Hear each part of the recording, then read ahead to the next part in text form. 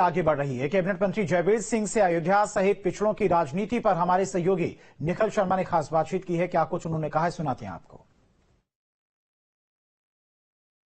आस्था के साथ ही रक्षा क्षेत्र में भी अयोध्या तेजी के साथ बढ़ रही है। जिस तरह से राम मंदिर का निर्माण हो रहा है, उसी तरह से तेजी से अयोध्या का विकास हो रहा है। इस पर बात करने के लिए हमारे साथ उत्तर प्रदेश सरकार में पर्यटन मंत्री, संस्कृति मंत्री हैं।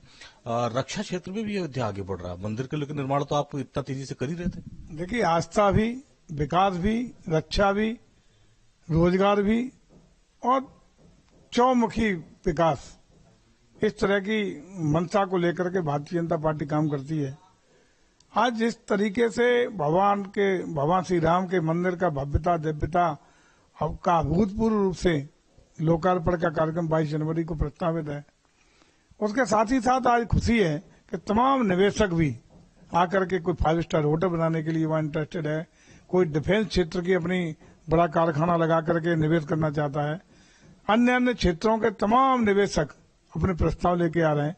अयोध्या के आसपास मैं समझता हूं उससे न सिर्फ विकास होगा, बल्कि तमाम पढ़े लिखे हमारे नौजवानों को रोजी रोजगार के अवसर भी प्रदान होंगे, क्षेत्र का संपूर्ण विकास होगा, खुशहाली आएगी और पूर्वांचल, जो पिछड़ा पूर्वांचल कहा जाता था, एक नया कीर्तिमान विकास का और उन्नति का, प्रगति का मार्ग प्रशस्त करेगा।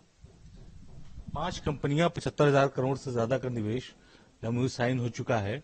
रोजगार के क्षेत्र में देख रहे हैं बहुत तेजी से आगे बढ़ेगा अयोध्या, चूंकि मंदिर के आने के बाद लोगों का रोजगार बढ़ेगा, नए नए युवा को रोजगार मिलेगा।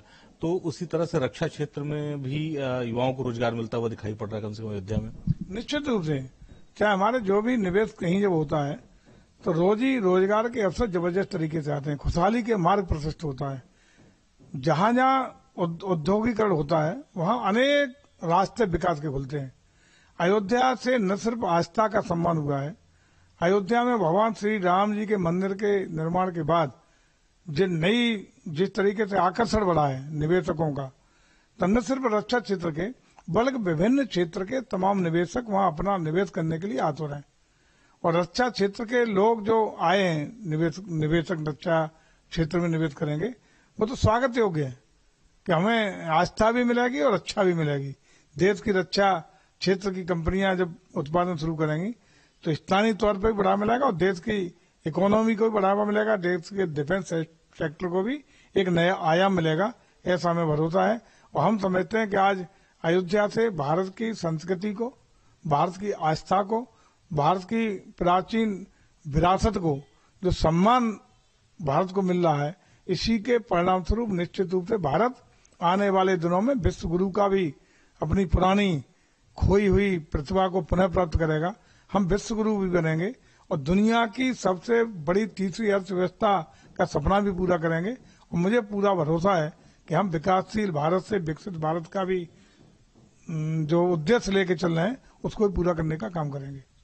अच्छा, बात पिछड़ों की होती है तो कुछ राजनीतिक दल हैं जो दावा करते हैं कि पिछड़ों की राजनीति वो करते हैं, और खास करके अगर यादवों की बात हो तो समाजवादी पार्टी इसमें पहले नंबर पे आती है। लेकिन जिस तरह से आपने मध्य प्रदेश में जो है यादव बिरादरी का मुख्यमंत्री बनाया, उसके बाद समाजवादी पार्टी की तरफ से कोई प्रतिक्रिया नहीं आ रही है, चौंका दिया आपने। देखिए, निश्चित रूप से कुछ लोग केवल खोखले नारे दे करके, केवल गुमराह करके समाज को जात धर्म के नाम पर राजनीति करना चाहते हैं।